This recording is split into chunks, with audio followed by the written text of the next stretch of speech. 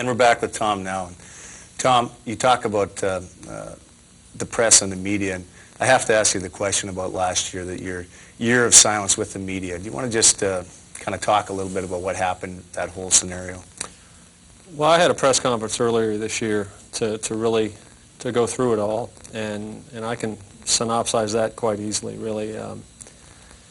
At one of our year-end parties, there was an altercation which happened when I wasn't even at the establishment that it happened at, and I came late and really tried to be conciliatory and try and get things straightened out. The next thing I knew, I was down in Florida, and I learned that I was being arrested, and I was distraught about that, but I was even more distraught that, you know, my entire life's work of charity work, trying to be a good dad, working in the community, you know, trying to fit in and be a part of this community, everything I'd ever done was just thrown right out the window, and the word of a less than credible person, had anyone checked it out, was capable of basically tearing down everything I'd ever accomplished in my life.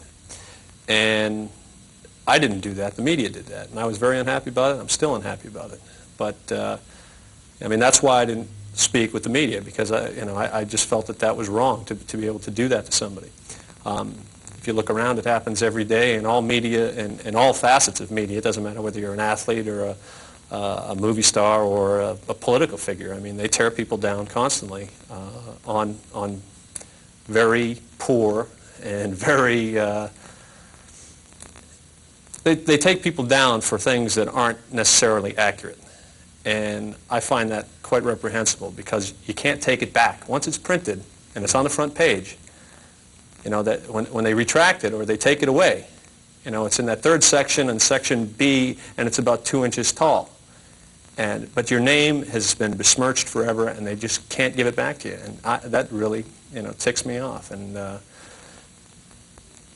you know, I really lost a lot of respect for a lot of people who I dealt with for a long time, and I never said anything about it. I probably should have sooner. But quite frankly, I thought if I went out and I played and I did my job as I'm paid to do, that my performance would speak for itself. But you know, based on the treatment that I received, I learned that that wasn't necessarily the case. I think that's a great answer, and I agree with everything you're talking about there. I think the fans kind of got caught up in that, and they felt that it was a smack against him, and what you just said, it was no, by any means, nothing like that. No, that's the media's play on it. The media's play is that, oh, by not talking to us, you're not talking to the fans. That's basically saying that the media is some type of conduit, or that they're as important as the games that take place.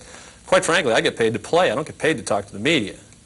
And the fans read what the media has to say, or they see it on TV, or whatever the case is. And if you're not cooperating with the media, quite frankly, they bury you. I mean, there's no way around it. They will not ever be in your corner if you don't deal with them.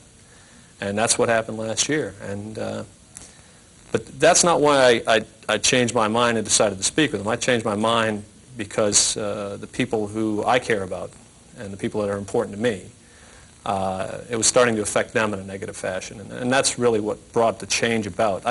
There's not enough that people could put on me that would ever make me do anything to hurt my family. And it was starting to hurt my family, so I changed my position. We'll get off that topic, Tom.